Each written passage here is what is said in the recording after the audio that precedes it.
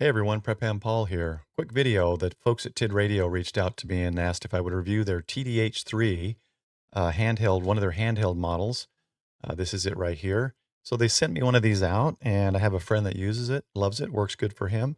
So I told them I would certainly be happy to give it an honest review, and that's what it'll be, is an honest review. I'll hook it up to an analyzer, we'll do some tests on it, and then there might be some opinion as to whether I like the feel or this and that. But if you'd like, they've also given a 10% shareable discount code. If you go to TID Radio's website, use the code PrepHamPaul, you'll get 10% off your purchase. So feel free to use that if it's a radio you feel that works for you. And let's get to the review. I'll hook it up to the analyzer and let's run some tests. Okay, actually, before we hook it up to the analyzer, guys, let's go over a couple of the PDF documentation that TID Radio sent me on the specs of this H3 radio. As you can see here in the first one, we've got multiple colors: black, green, clear, and there may be others. They did send me the clear or the black one. We've got Type-C programming in a side port, which is available right here on the side underneath a rubber cover. You got USB-C here. The next one is USB-C charging, bottom port right there. And I took it's in the battery. So I took the battery off and it charges on its own, or it charges in the radio, I noticed.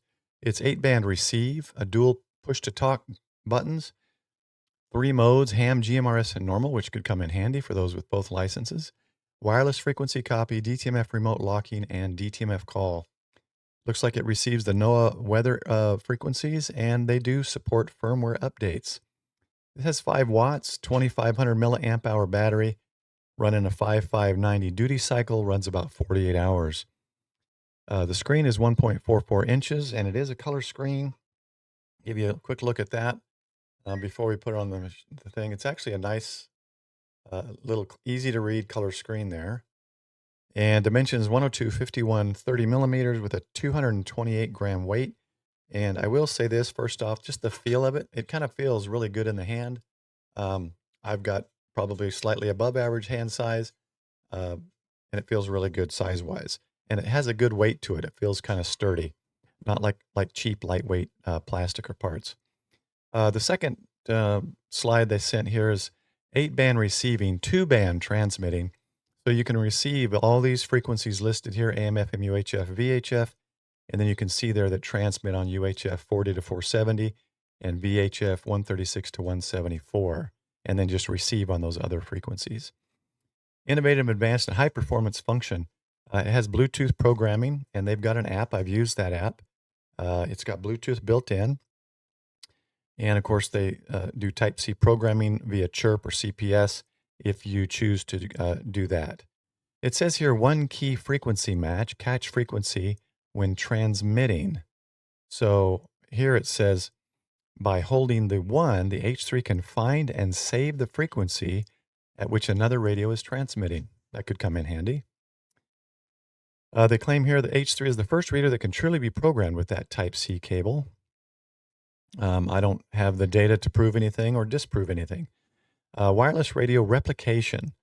You press and hold the side push-to-talk C button and rotate the power knob to put your 2 H3 radios into copy mode, and which H3 radio you want to copy the frequency and setting, press its PTTC button, and you can transfer the configuration. That could come in handy for people that have multiple H3s.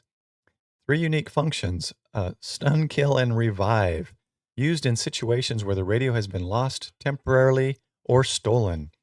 If you have 2 H3 radios, you press the star on one H3 radio to open DTMF, enter the activation code of the other H3 radio that you have set, and then press the PTT key to send, and you can kill that radio so it becomes unusable.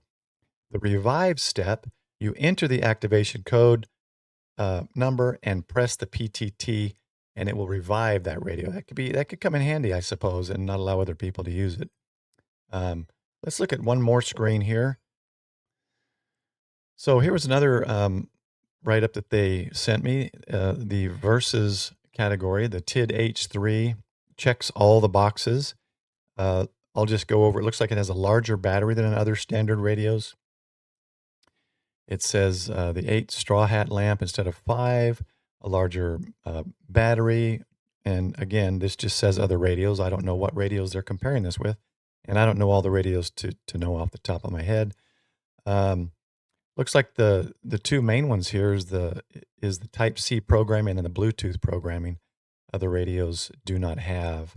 So there's that list that is versus other radios. I'm going to assume that's just kind of a generic comparison. Next, guys, I wanted to show you the two links that they sent me to share out. This is a link to their website of this radio. So this is what you get with it. Instead of me showing some kind of unboxing or something, you get the basics here: basic antenna, the USB-C charging cable, adapter, belt clip, the lanyard, and the battery. So all the basics you need. Their website shows $29.99. The other link they gave me was an Amazon link, which is 32, 33. I don't know if they offer uh, says shipping calculated at checkout, so you may have to pay some kind of shipping from their website. But again, remember the code PrepHamPaul gives you a 10% discount. So either one of those links looks like they work. And just scrolling in here on their website, I noticed you can even buy, here's $50.99 for two of those ham H3 ham GMRS unlocked radios. So definitely check out some of their products. And if it's something you like, feel free to use that PrepHamPaul discount code. I wanted to share with you what TID Radio sent me as in part of the email here. It said that we have noticed that many users are troubled by too many various cables, data cables, and I can 100% agree with that. I probably got 20 cables out in the garage with different chips and such. And so I thought this was pretty cool. TID Radio has a bold and innovative idea, a built-in chip. So the Type C data cables found everywhere in the home can also be used for intercom programming, saving us time and money. It says, in addition, the H3 radio has 199 signal channels, a wide 7-band receive range with AM air band and broadcast FM radio. So this was an image that was in the email as well. And I really found it interesting that they've just thought, why are we having people buy all these separate cables and programming cables, many of which are proprietary or only work on certain radios? Let's just put the chip in the radio. So kudos to TID Radio. Great idea. I think that's how most radios, if not all, should be that way going forward.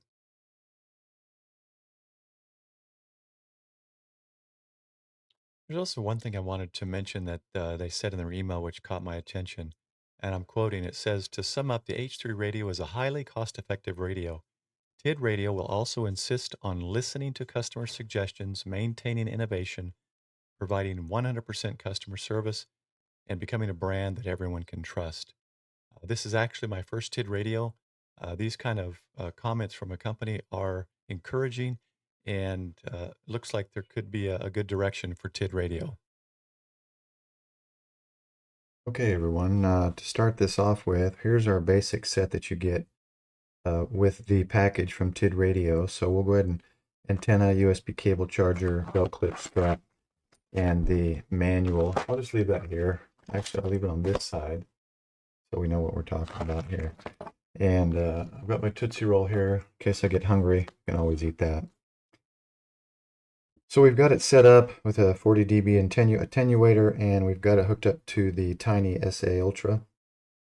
I've got it preset minus 40 dB to compensate for the attenuator, and I've set it to watts instead of dB, so it'll be a little easier to read. In that top right corner, you'll see the power. We're going to test the power first, the power output. Now it says it's a 5-watt radio. Let's see what we can get. And we're already turned on, I believe. So let's tap this. Okay, so there we are. So I want you to watch up there, the top number there on the right in yellow. We're going to test that and PTT on 147.525 and see what we get. All right, so it hits 5.012 watts. So it passes the 5-watt radio test. Looking good right there. And you can see on my meter down here on the Tiny Ultra, you can see it spike, and that's the frequency we're on. So I set a range of 100 to 500. So as I change, well, now that we know that the watts work, I'll change to let's go to 449, 445.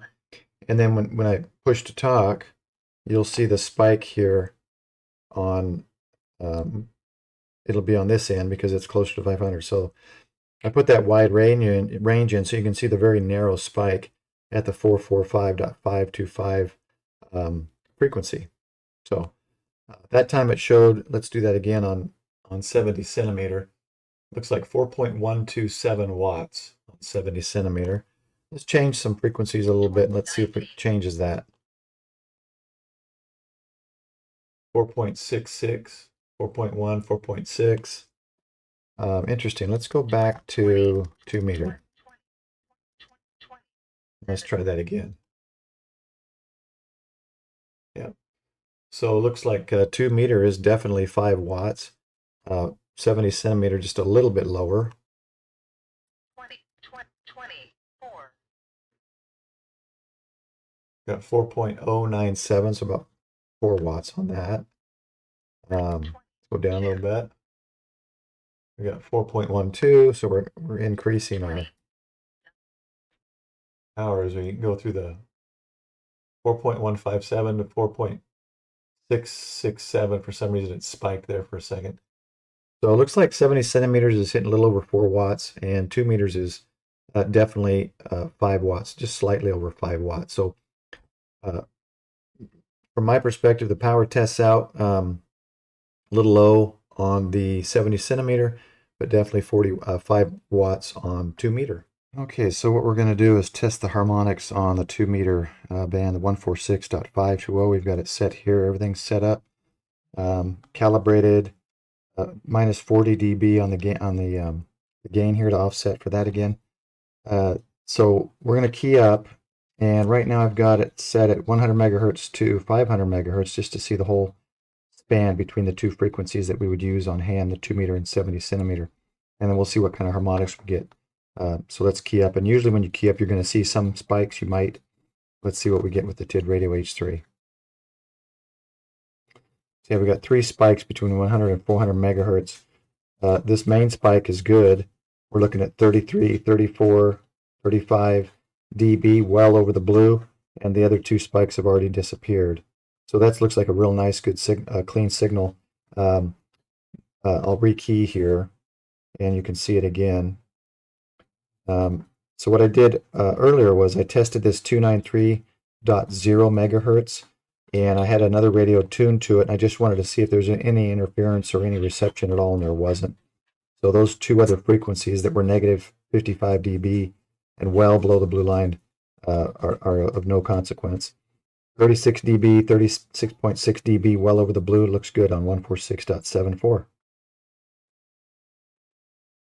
Okay, I wanted to go ahead and test the 70 centimeter harmonics, so I've set it to 445. Everything again is still set from 100 to 500 megahertz, so we're going to see the spike on this side here. Whoop, right on the screen here. On this side here, we'll see our spike. And let's test the harmonics on 70 centimeter. Again, between 100 and 500 megahertz. Okay, so as you can see, even better than 2 meter. And this spike is well over the blue line, and we're hitting again about 35, 36 dB. So it looks good, guys, on 70 centimeter as well.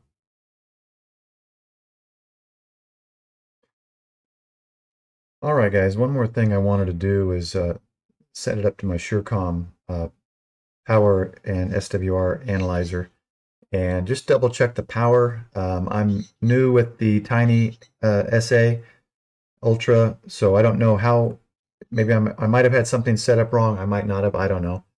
So let's go through this and just test SWR on a couple frequencies and power out. With this, I think it's more accurate. And we'll see how it is. So again, I'm on 146.520. Hopefully you can see this clear enough. And let's go ahead and key up a nice 1-to-1 and 5.26 watts, 5.22 watts. So definitely at 5 watts there. Let's just go to 70 meters or 70 centimeters. We won't go to 70 meters, I promise. 445. And let's just test that one. 1-to-1, and it's over 5 watts. So, that's different than the Ultra, the Tiny SA. It was showing just over 4. So you're getting a full 5 watts out of both 70 centimeter and 2 meter. Okay, everyone, now let's look at the programming and the Bluetooth function. Before I do that, I didn't want to forget the TID radio manual on this radio far surpasses anything I've had from any similarly similar cost radio. It's even in color. There's even color there, how to connect Bluetooth, how to connect it with your radio in the app. Yes, you can connect it to your phone and program it with your phone via Bluetooth, and they have an OD Master app. It talks about PC programming, functions, everything, guys. So kudos. This is another big plus. Great manual, fully understandable. So let's go to their web browser. We're not going to use Chirp. You can use Chirp, I would assume, but you need the cable. So let's use the Bluetooth function. It's got it. So again, you're not going to connect via Bluetooth in your Windows. I'm hiding it here. You're not going to connect to it to your computer. You're going to connect to it through the app on your phone or through the browser. So you're going to go to odmaster.net. That's TID Radio's online programming software. And you're going to set up an account. I log in with just my regular Gmail account, I think. And you're going to come here and find your radio. You can see how many radios that you can program here, a whole bunch of them. So this is a great feature for Bluetooth functions. TID Radio also sells a little Bluetooth dongle that I use. You can plug it into Baofangs and any other radio that don't have Bluetooth and make it programmable with this software.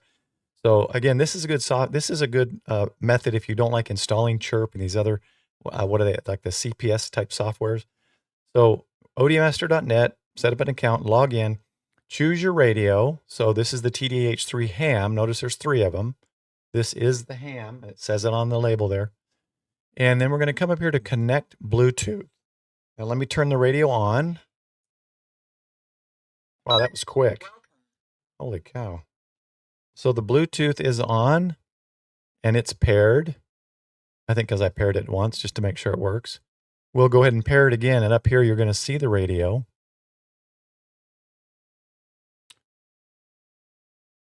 And if you've got the wrong radio, once you're connected and try to do anything, it's going to tell you you've got the wrong radio. So there it is, TDH3. I've chosen the TDH3 ham. And now we're going to click this right here. We're going to click add. This is going to open the frequency page for programming, and I don't want to do anything manually. So let's come down here and we're going to do read. And if I got the right radio, this will read. We're going to read from, it's in open beta, so let's see if it works. We're going to read from the radio. Looks good.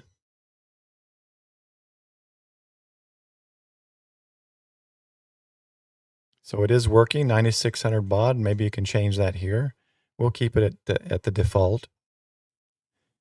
And of course, like anything else, it'll pull it up and should put on the programming area here. It should put what you've got. So let's now import my file. Let's import. We're going to choose a file. I've got a standard CSV file that has both my GMRS and my ham radio frequencies. So let's import that. That was quick. I can see up here, it's got the frequency. It's got all the settings. So we're good to go, guys. Let's write to the radio and let's see if this final step works.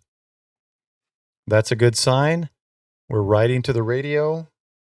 You can see it actually says it's programming and gives a percentage bar. I'm glad I looked. It's nice to have that indication. You know it's working on the radio and not just a software thing. And I'll show you that when it finishes here. And it's done. So now I'm going to turn it off.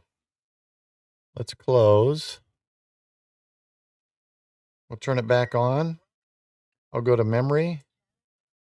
And it's at channel 3. There it is, guys. 14692, the Denton County repeater. All right, guys, let's test the repeater action. I needed to come outside. Just wasn't getting outside the wall there.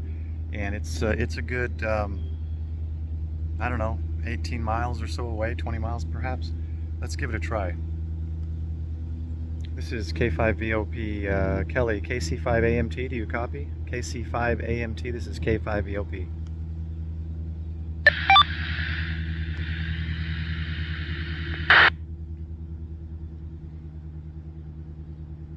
So the programming worked, PL tone, everything's in. Let me try someone else. KG5RJR, KG5RJR, this is K5VOP. Do you copy?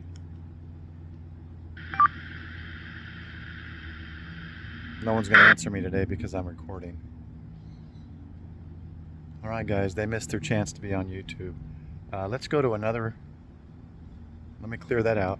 K5VOP, no contact, QSY. Let's go to another repeater. I could probably turn that off.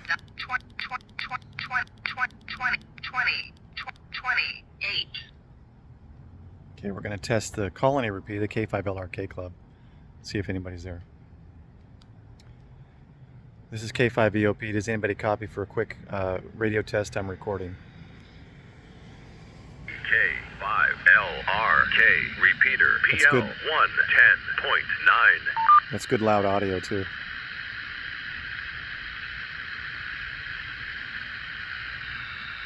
Nice clear audio, and I do like the screen. The screen looks really good as well. It's got both bands at the bottom, but also has a single setup at the top, which makes that frequency that you're on a lot clearer. And yes, I've still got the plastic on it. It's K5VOP. Does anybody copy? Anybody on repeater? Quick signal check. Thanks.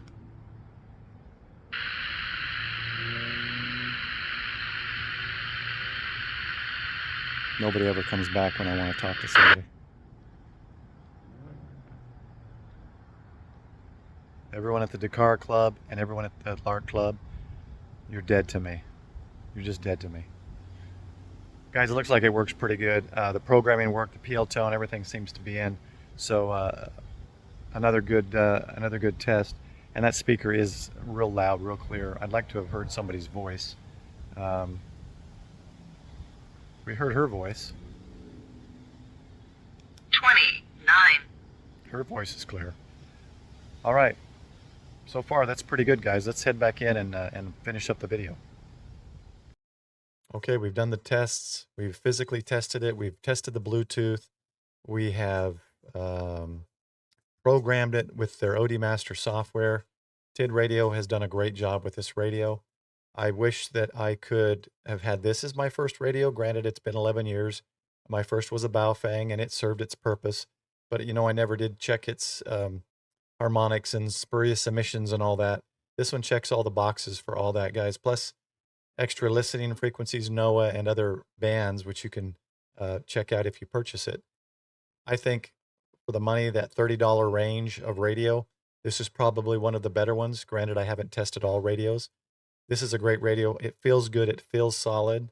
A little bit on the heavy side, but not heavy in the sense of I don't want to hold this all day. It's heavy in the sense that it's made well. USB-C, Bluetooth, chips, programming chips, everything is inside. I do really like the screen, color screen, the main number right there in bigger font. The numbers at the top are your power levels, and then at the bottom you've got both A and B band frequencies, so you know what you're on the B band. Easy to use buttons. The menu is similar. As I went through it, similar to Baofeng's and others of the same range. It's great. Has a little Bluetooth symbol there. The Bluetooth programming was simple, guys. What a great radio. So I would suggest it. I'm going to start suggesting this one to people that ask me how to get started. What's the starting radio? Best bang for your buck, I think, for $30. So well done, TID Radio, and thanks for giving me the opportunity to review it. 73, guys. Check it out. And don't forget, if you purchase at TID Radio's website, use the code PREPHAMPAUL and you'll get 10% off. Thanks for watching. 73.